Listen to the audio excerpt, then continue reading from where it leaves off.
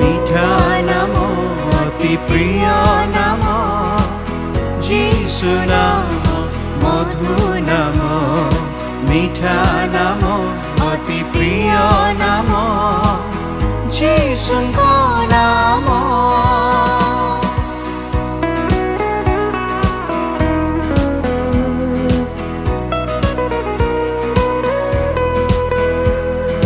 পাপ শাপ করে দূর যিশুଙ୍କ নাম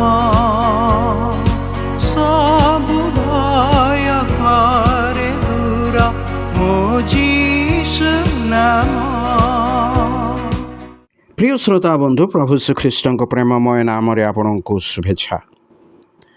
ପ୍ରଭୁ ଶ୍ରୀଖ୍ରୀଷ୍ଟ ଯେ ଶତ୍ରୁମାନଙ୍କୁ ପ୍ରେମ କରନ୍ତି, ଏହା ସେ ଆପଣା ଶିକ୍ଷା ମାଧ୍ୟମରେ ଲୋକ ଜଣାଇଲେ, ପୁଣି ନିଜର ଶିଷ୍ୟମାନଙ୍କୁ ମଧ୍ୟ ତାହା ଶିଖାଇଲେ।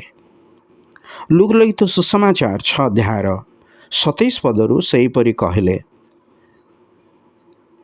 କିନ୍ତୁ ଶ୍ରବଣ କରୁଅଛ ଯେ ତୁମ୍ଭେମାନେ, ତୁମ୍ଭମାନଙ୍କୁ ମୁଁ କହୁଅଛି, ତୁମମାନଙ୍କ ଶତ୍ରୁମାନଙ୍କୁ ପ୍ରେମ କର, ଯେଉଁମାନେ ତୁମମାନଙ୍କୁ ଘୃଣା କରନ୍ତି ସେମାନଙ୍କର ମଙ୍ଗଳ କର, ଯେଉଁମାନେ ତୁମ୍ଭମାନଙ୍କୁ ଅଭିଶାପ ଦିଅନ୍ତି ସେମାନଙ୍କୁ ଆଶୀର୍ବାଦ କର, ଯେଉଁମାନେ ତୁମ୍ଭମାନଙ୍କୁ ଅପମାନ କରନ୍ତି ସେମାନଙ୍କ ନିମନ୍ତେ ପ୍ରାର୍ଥନା କର, ଯିଏ ତୁମ୍ଭକୁ ଗୋଟିଏ ଗାଲରେ ଚାପୁଡ଼ା ମାରେ ତାହା ପ୍ରତି ଅନ୍ୟଟି ମଧ୍ୟ ଦେଖାଇ ଦିଅ।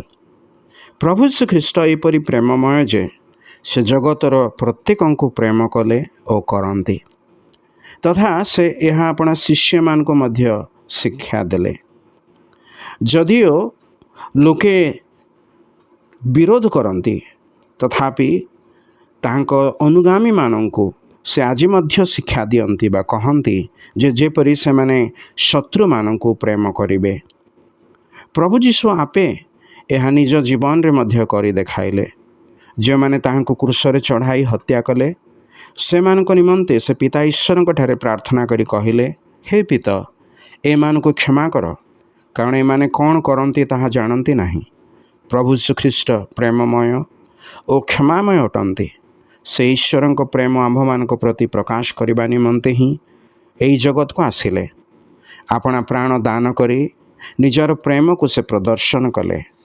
ତୃତୀୟ ଦିନରେ ମୃତ୍ୟୁଞ୍ଜୟୀ ହୋଇ ଆଜି ମଧ୍ୟ ତାହାଙ୍କ ନିକଟକୁ ଆସିବା ପ୍ରତ୍ୟେକଙ୍କୁ ପ୍ରେମ ଓ କ୍ଷମା ପ୍ରଦାନ କରି ଗ୍ରହଣ କରନ୍ତି। ତାହାଙ୍କ ପ୍ରେମ ଓ କ୍ଷମା ଆପଣ ଅନୁଭବ କରିଛନ୍ତି କି?